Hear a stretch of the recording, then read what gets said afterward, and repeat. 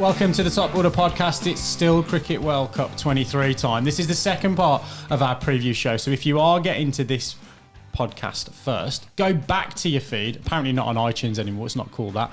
It's Apple Music for all of you crazy kids out there. But go back and listen to episode 1 first. On episode 2 of our preview show, we're going to talk about 6 teams. We're then also going to talk some booms and busts, our predictions for the finals, and a few hot takes as well. All coming up on the second part of our Cricket World Cup 23 preview. Stay tuned.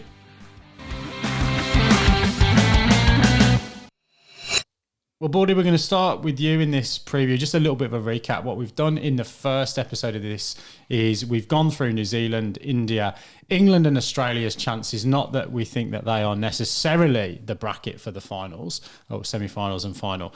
We're going to cover probably a little bit more briefly the other 6 teams in the tournament. We're then going to talk a little bit of booms and busts, so some kind of hot takes on the tournament.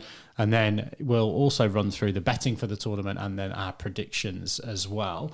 But Baldy, you've picked Sri Lanka as a team you want to have a closer look at in the second part of the pod. And just to recap, we're going to go, why will they go well? And what's their biggest worry, threat, concern, etc.? Yep. So Sri Lanka will go well because of spin. It's good, isn't it? It's good. So spinners. Good. Well, so not only, barring injury, they'll have Hasaranga, but they'll also have Dunith Wedalaga, who is the 19/20-year-old. He's looked really good. Who's looked really, really good in the Asia Cup. Has now played 15 ODIs, has 19 wickets at 25 and an economy of 5.3. So in a tournament where if it does provide spin, particularly later on in the tournament, if Sri Lanka can get to a point after 6 games where they're competing in the last 3 for a spot in the semi-finals, those two, I think, are going to be really influential and could provide a massive banana skin for other teams, as they did in the Asia Cup. So they beat Bangladesh, they beat Pakistan, they got to the final against India and got rolled. So there's a kind of double-sided coin there, in that Sri Lanka have won prior to the Asia Cup sort of last couple of games where they got beaten by India twice. They won 14 out of the previous 16 games, right? Including beating Afghanistan, Bangladesh and Pakistan along the way. But they also then towelled up, Oman and a few other nations who probably won't feature too heavily in the World Cup at all. What is their form? It's hard to tell, but they've played 26 ODIs in the last 12 months, and they've got plenty of practice going into this World Cup. Where will it go wrong for them, Baldy? Look, Sri Lanka have always been an inconsistent side. They have the ability, like we've seen in previous World Cups, 1996 and others, where they've gone on a roll and have been irrepressible and have been hard to beat. They were hard to beat in the Asian Cup. We have also seen them play in tournament play, and we've also seen them come to places like New Zealand and be incredibly inconsistent and field poorly. If Sri Lanka field well and take their opportunities, then I think they're a chance. If they get a little bit of doubt in there and they start to, the shoddy fielding sort of stuff starts to come out, then I think Sri Lanka are going to be, largely uncompetitive at this World Cup. But in any given game, Sri Lanka could beat just about anybody. And talking of doubt, we're recording this on, I couldn't decide what day it was, the 20th of September. The 20th of September.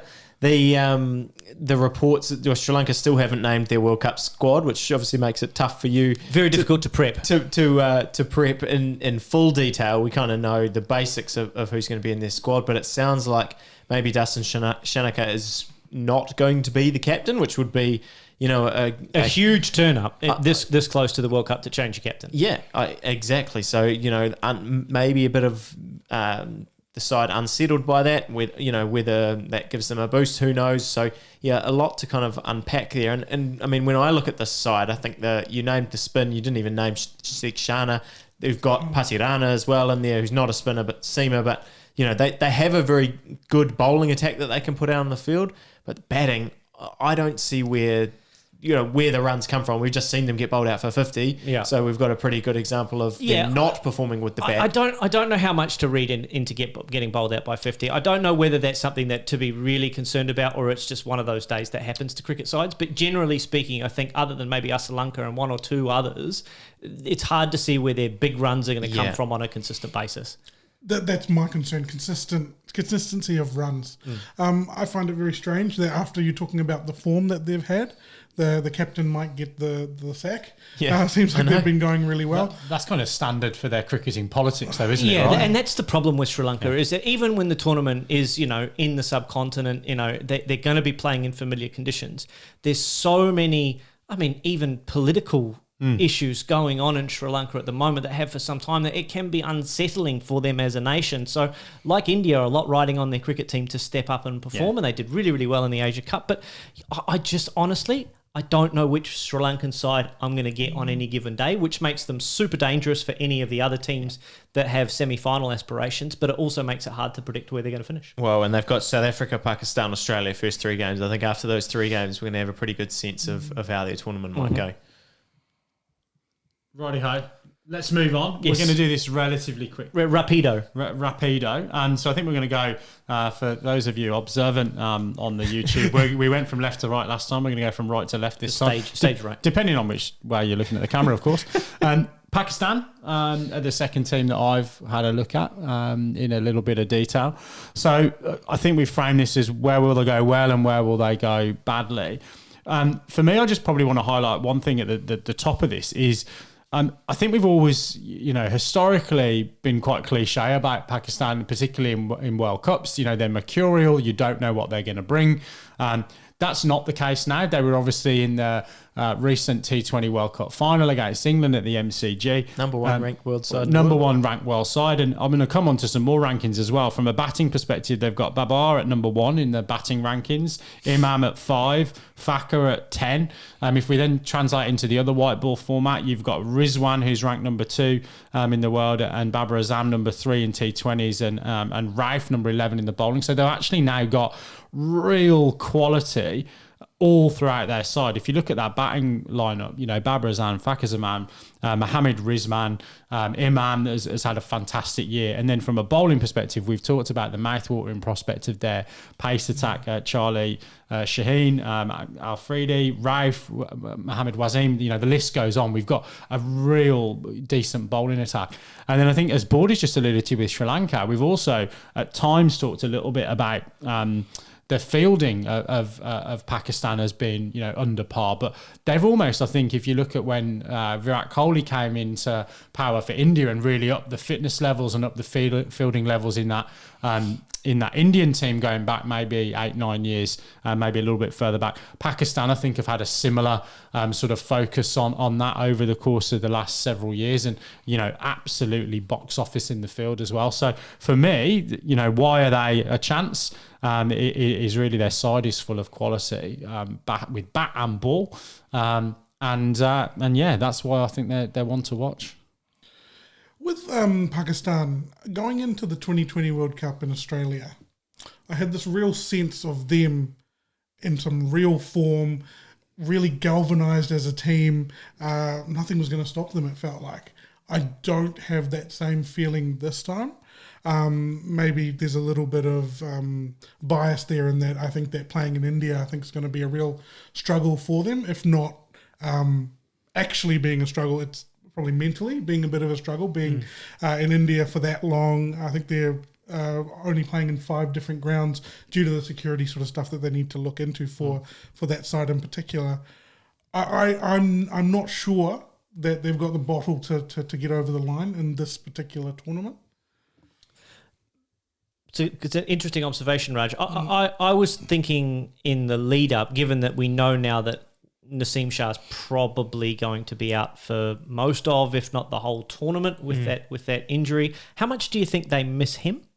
Yeah, look, undoubtedly that you're going to miss a guy with that level of quality, but I think the depth that they have now is, it's not something that I think you've historically maybe associated with that Pakistan team. They've always had, a gun fast bowler, a gun batter, a gun spinner. They've got depth on all of their depth charts now throughout the course of that side. So it's going to be a big a big set of bowling shoes to fill, but I don't think this is a bigger issue as some of the other injuries that we've talked about that are going to be missing out for some of the countries around the world. Saudi, if he misses out, for example, I think that's potentially a bigger hole for New Zealand to fill than this one will be for Pakistan. I'm not sure about that. I really do think that the Naseem Shah injury, if it does knock him out for the whole tournament, will be huge, because when you look at that Pakistan lineup, I sort of think that yes, they have quality all up and down it, but the spin is maybe not as strong as some of, like, if you compare it to some other sides in the world, they're not terrible, the Shadab Khan and things, but I think that their real core for how we're going to, destroy sides on the bowling front was 30 overs out of Haris Rauf, Naseem Shah, absolutely. and Shaheen Shah Afridi, yeah. And particularly those two up front, Naseem Shah and Shaheen. And now, I don't think Haris Rauf will now open, so they'll now bring in someone else to open the bowling. They might actually go with a spinner to open. They've done that in the past. But anyway, whichever way they decide to go, I do think that he's a massive cog, and he's just been bowled. Like some of the spells that he bowls, Naseem Shah, honestly, was it the T20 World Cup final where he just bowled a spell that was, I don't even think got a wicket, did he?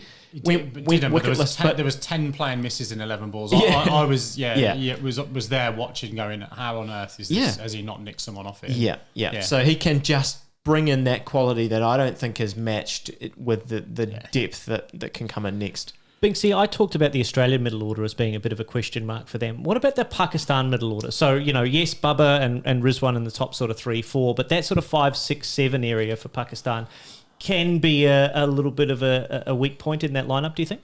Yeah, look, I think if you look at any of the sides that, probably with the exception of India that we've talked about already, even if you look at, the England side, for example, there's probably a couple of question marks around, teams either having real strength at the top of the order, real strength in the middle of the order. I don't think there's a team other than India with a complete batting lineup. Yeah, fair. Personally, I think that, what offsets that for Pakistan is the strength of that top order. Mm-hmm. I know we were talking about it previously when we were talking about some of their one-day international and T20 bilateral series, and we were like, well, Rizwan and Baba can't continue to do it all. And then, the day after we said that, they knocked off 280 without losing a wicket. Yeah. So I think it's the quality at the top of the order that's going to help them, which maybe just offsets, potentially any questions about that. The biggest downer I've got is they don't play very much cricket in India. I think that the fact that they are limited to several venues, there's you can maybe put a silver lining on that in that they won't have as much travel as some of the other teams. And then also, from an expectations perspective, I think the fact that they don't get obviously any players in the IPL, the fact that they don't play in India, that's probably the biggest reason that they might come unstuck. Can I just unpack that a bit more with the panel? Do you think that is actually going to be a big factor in that, every other team, the real superstars in each team go to India once a year for 6-8 weeks and play a very high intense game of cricket? That's got to be at those venues. That's got to be a real negative for the Pakistanis. And just from a conditions perspective, from what we've seen at international level in Pakistan, the pitches are very different to the pitches that they're going to experience in India. Yeah, look, fans are terrific in Pakistan. They are very parochial. They're very supportive of their teams. They, when there's a big crowd, they can make a lot of noise. But the fact that their players haven't been in India playing at those grounds against all the other top sides that have had players playing in those grounds in front of those fans before, there is a lot to be said for, look, I know what to expect going into this game. That is a real comfort to a lot of players, being able to go through the routine, knowing what to expect, knowing what to go out there and prepare for is if there's a tiny little bit of edge in that, it won't go in Pakistan's favour. Let's not stray too far from Pakistan, and we'll look at Bangladesh next. Raj, I think you picked them out of the lucky dip to go through their chances for the tournament. What's caught your eye? Where are they going to go well, and where are they going to implode? I think a real positive for them is that they have a real nucleus of experience in their side. They've got the Shakibs, the Mushfiqah, the Mamadullah, Mustafa Rahman, and Taskin Ahmed. I put him in there because I thought he was quite exciting when he came down here to New Zealand. So they have that real experience. They do have something to build on. They have the ability to be the thorn in someone's side. However, I think that that's sort of where it sort of ends with them. They can be a thorn in someone's side. They can win a game. We saw them beat India in sort of a dead rubber in the Super Fours of the Asia Cup there. But that's probably their biggest threat, is their consistency, especially with the bat. In the Asia Cup, just drawing on recent experience, they only got past 250 twice. And that's just not going to cut it, I don't think, with the bowling stocks they have and the teams that they're going to come up against. And those two scores were against Afghanistan and India in that dead rubber. The top of the order has been a real concern for them. Tamim Iqbal is returning for the warm-ups. I'm sorry, I'm blanking on who they're playing. Playing New Zealand. Sorry, playing New Zealand. I knew that. They're playing New Zealand. Tamim Iqbal is back. Maybe some stability at the top of the order with Lisson Das there, but I think that they need to be able to build a platform for the likes of Shakib and Mushfiqur to come in and really blast them through those middle overs towards the end. But that's where they're really falling down at the moment, is they're just not consistently scoring runs. We've seen Bangladesh be successful in Bangladesh against visiting sides who come in and have played in Bangladeshi conditions on some very questionable wickets in recent times, at least. Yeah, I would agree. Which Australia and New Zealand are the ones that we're probably thinking of. Yeah, so Bangladesh are not going to be able to, for want of a better word, ambush sides in terms of conditions in India. Is that going to count against them? Are they going to, even though they're playing in the subcontinent, come up against conditions that aren't going to suit their preferred style of play? Yeah. Sorry, can you ask me that again? Are Bangladesh going to come into conditions that aren't going to suit their style of play? I think that they will come into conditions that they are more familiar with.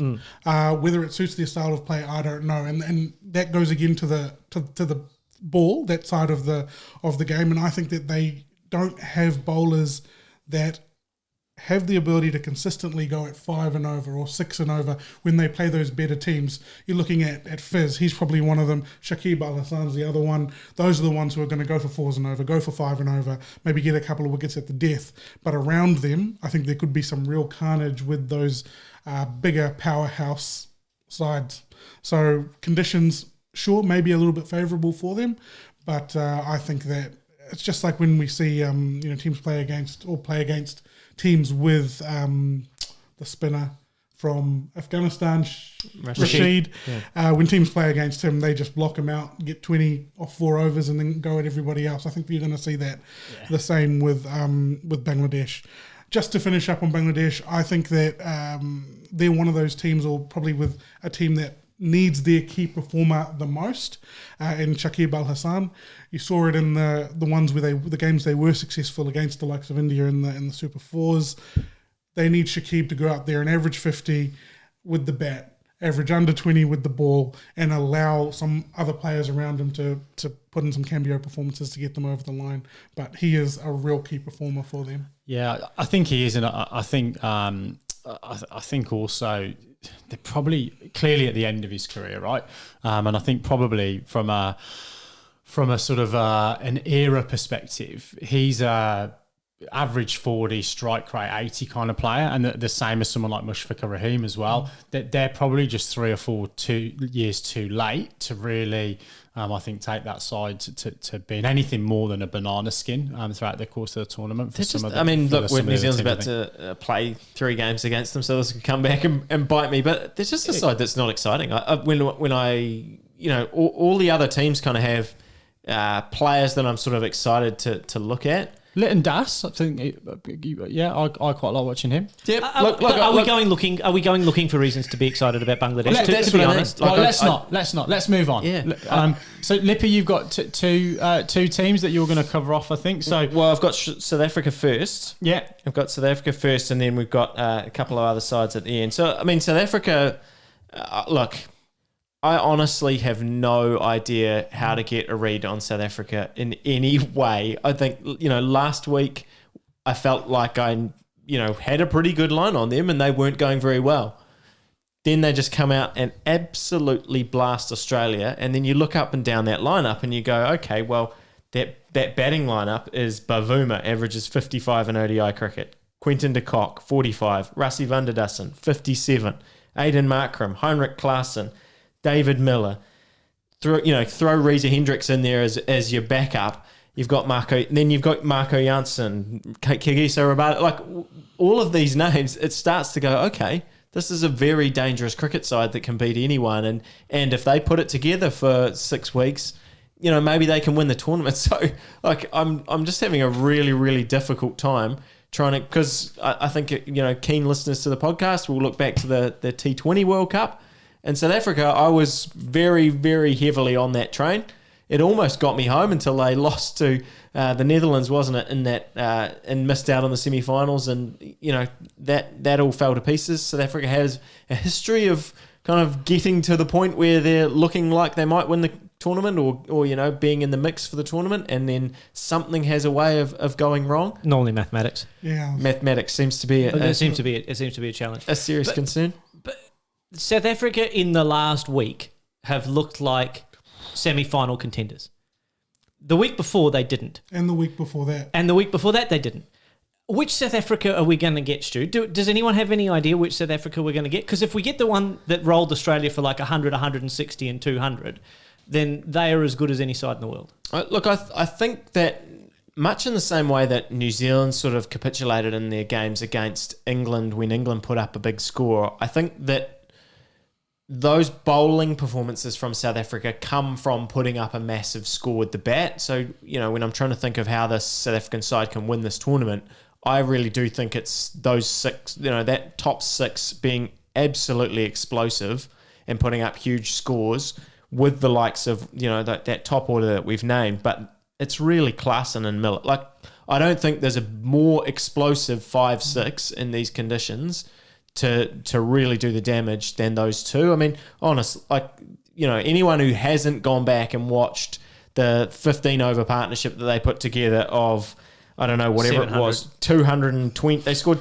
So they were 100, when Rassie van der Dussen got out, South Africa was 195 for 4 after 35 overs. They scored 221 in 15 overs. They scored 173 off the last 10 overs. Yeah. And it was honestly like, it looked like a highlights package, and you were watching the every ball. Every single ball. 186 those were off Zampa, weren't they? Yeah, a lot of them. Mick Lewis. Yeah, well, he went for 63 off his final 4 overs. Klaassen was 24 off 26, and he had 150 off his next 56 balls. Like, this was just, the records and kind of the stats that they were piling up in that 10 over span shows you that if they can put that together, Can they do it 6 times out of 9? Because to get to the semi-finals, effectively, that's what we're going to be asking of each of these semi-final sides. They have to do it 6 out of 9 times, right? Let's talk about that in a bit more detail when we get to the final 4, because I think that's the question that we've got to answer. But yeah, ultimately, I think you look at the IPL experience they've got in that side as well.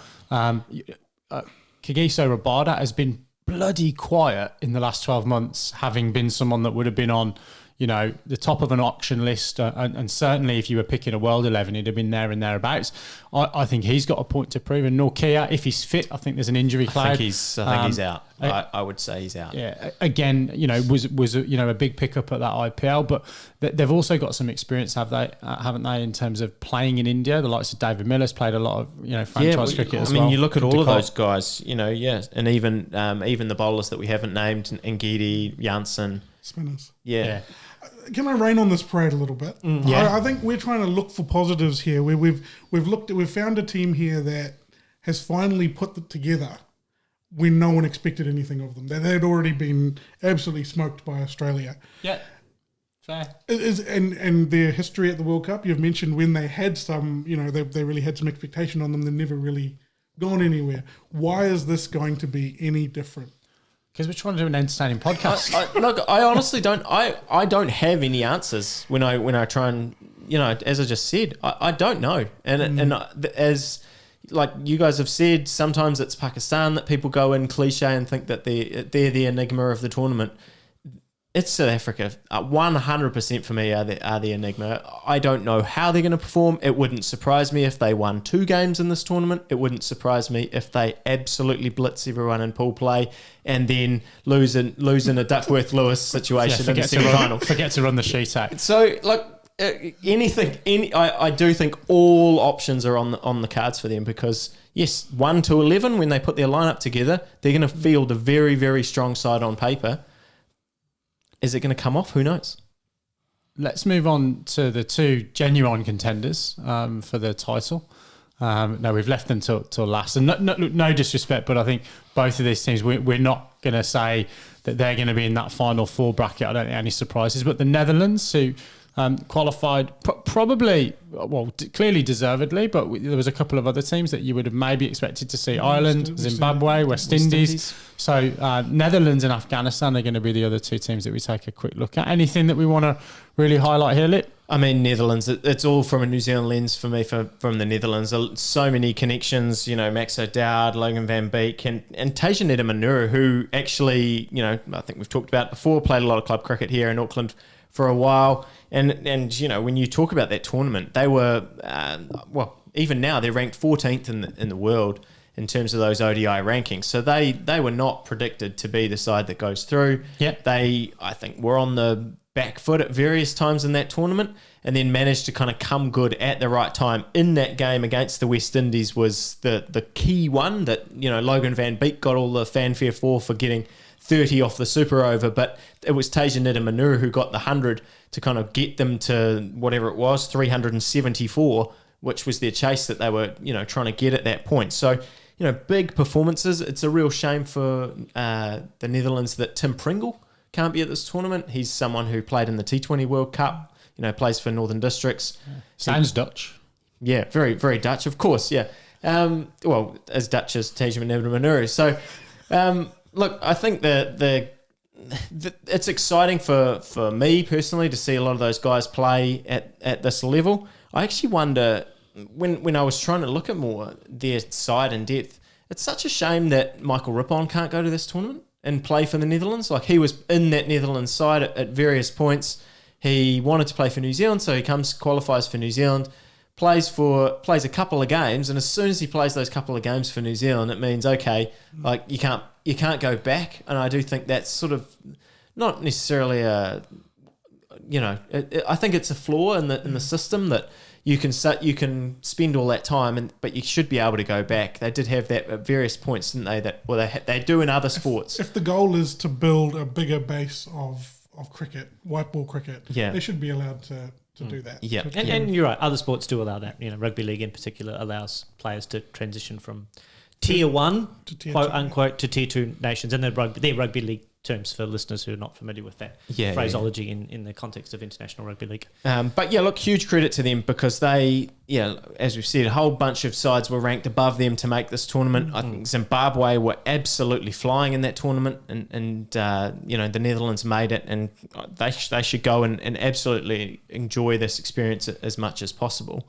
For Afghanistan, I actually do think that they'll have bigger ambitions than maybe you're giving them credit for. I don't know that they... I don't personally think that they will achieve those goals, but I think that they go in there now in much the same way as we talked about before with South Africa. They've got a lot of players that play in franchise leagues all around the world. They've got a bona fide star in Rashid Khan. They've got, guys like Muhammad Nabi, Noor Ahmad. Like, they've actually got some players that people around the world are starting to take notice of. And I think that when they go, yes, they lost to Bangladesh in the Asia Cup, but they almost beat Sri Lanka in that, absolutely wild game. I think if the DLS wasn't a factor, they probably would have kind of, worked it around and won that game. So I think their internal expectations will be a lot bigger than everyone gives them credit for. Let's put some KPIs to this then. So if you are the CEO of Afghanistan cricket, how many wins are you looking for from 9 games? And I'm not talking about close ones. I'm talking about wins. 2. Really? Minimum. You definitely have to win 1. I think. You have to win 2. I think they'd want to beat the Netherlands, and they'd probably want to take 2 people down as well. So three, I think, would be an absolute tournament and a half for them. Yeah, I think they'll have a hope that they can, and sort of ambitions that they can kind of scratch together a few more than that. Like yes, I think if you look back at this tournament and they've taken down Netherlands and 2 other sides, they probably go, okay, yes, we've done okay. But I think at the start of this tournament, they're definitely going, okay, well, we've just about beaten Sri Lanka. We think Bangladesh isn't up to much. We can match it with them. We can beat the Netherlands. There's 3 already. How about we take on some of these other, how about we take New Zealand down? How about we take down Australia in these conditions? Honestly, I feel like Afghanistan will go into this tournament thinking that they can bowl sides out. Yeah. And get 180. Like if I was Afghanistan, I'd be going, right, our game plan is to bowl as many sides out for 180 as we can. If they get 350, it doesn't matter. Right, but if we can bowl sides out for 180, we're a big chance. Yeah, and I think that's where we've talked about it a lot with Rashid Khan, for example. In T20s, there are teams that will see his 4 overs off and that they're quite comfortable. You bowl your 4 for 25 because we'll take someone else down.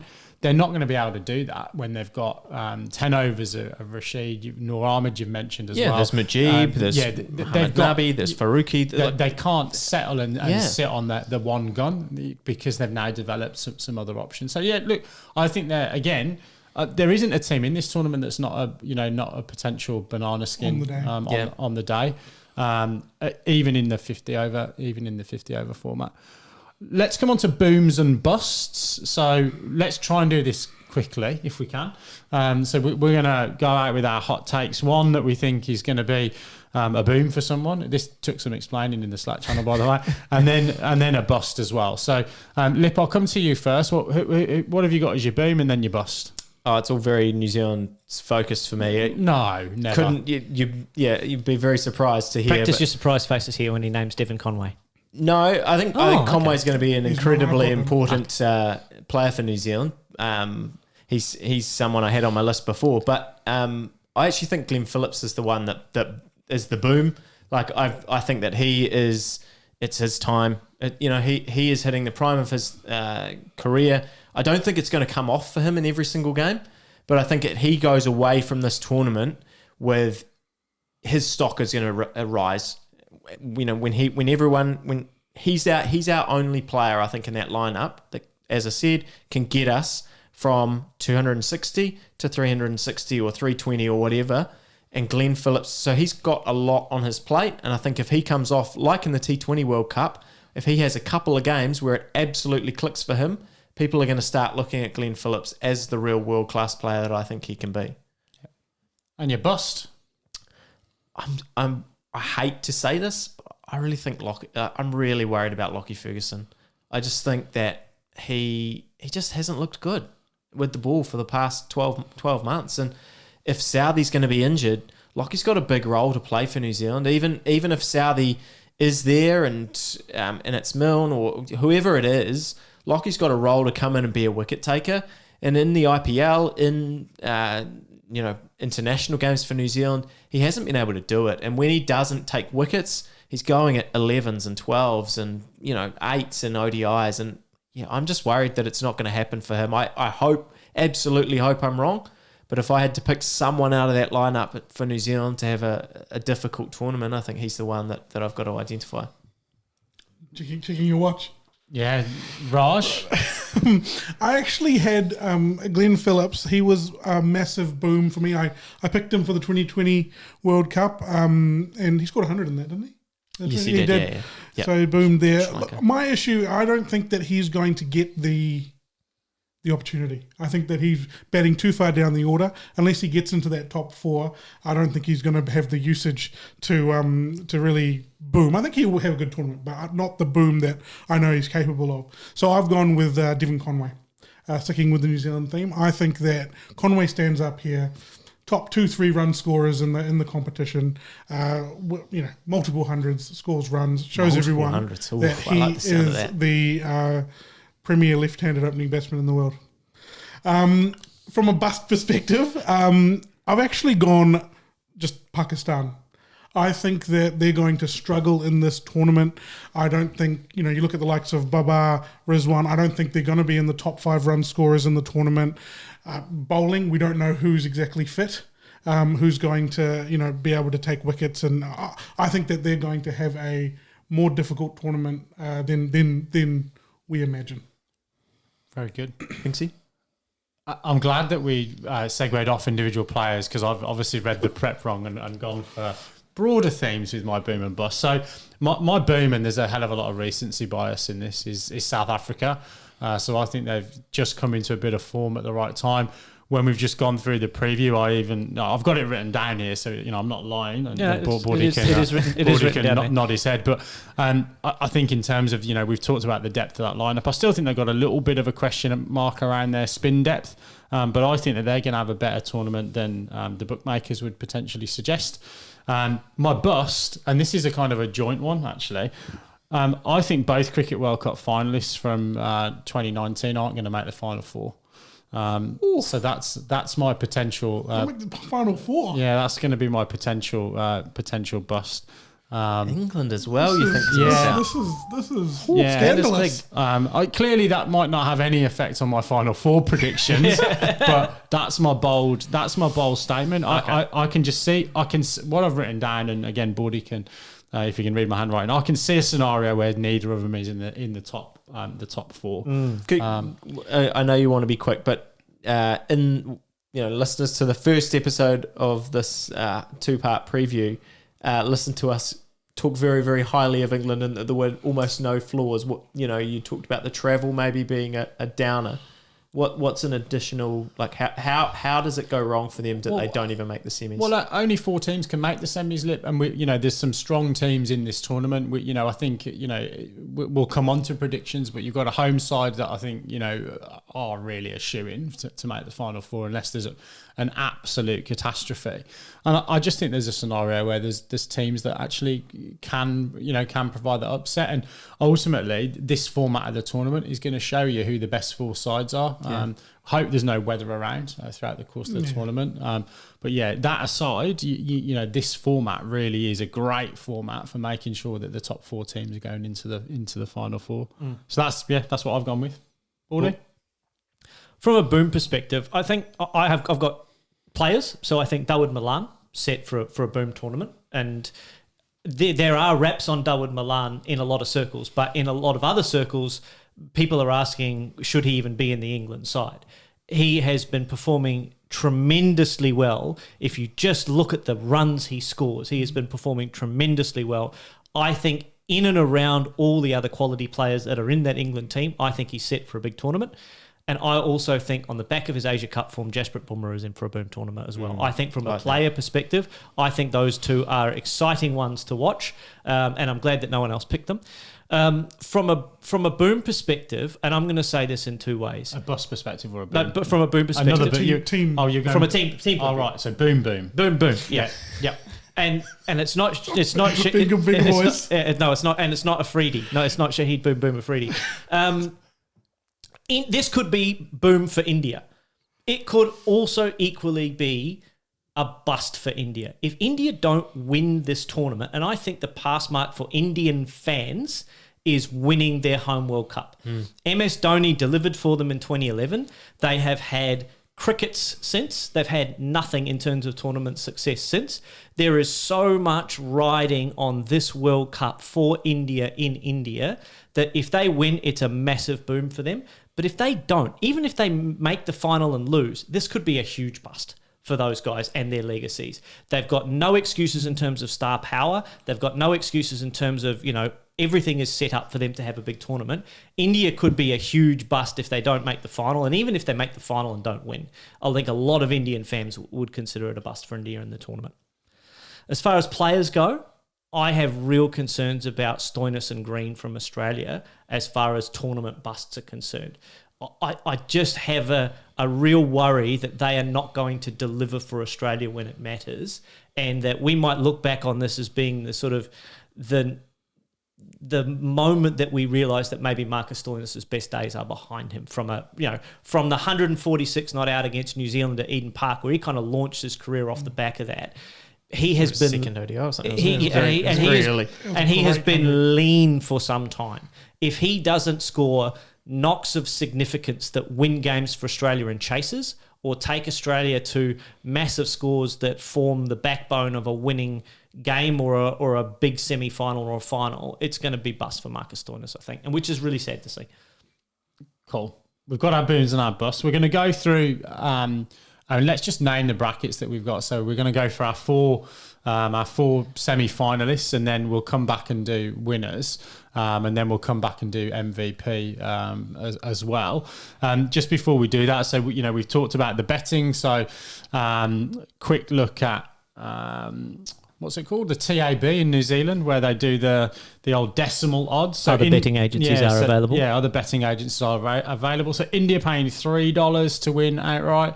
England $4, Australia $5, Pakistan at $6.50, South Africa $8.50, New Zealand nearly a tenner, $9.50, Sri Lanka $31, and then Afghanistan, Bangladesh, and the Netherlands all paying $101. Get yourselves on the UK betting sites because you can get 1,000 to 1 on the Netherlands if you go on to those non-decimalised odds. So that's the betting. So the betting suggests India, England, Australia, Pakistan. So they reckon the Netherlands has a better chance than Leicester City did.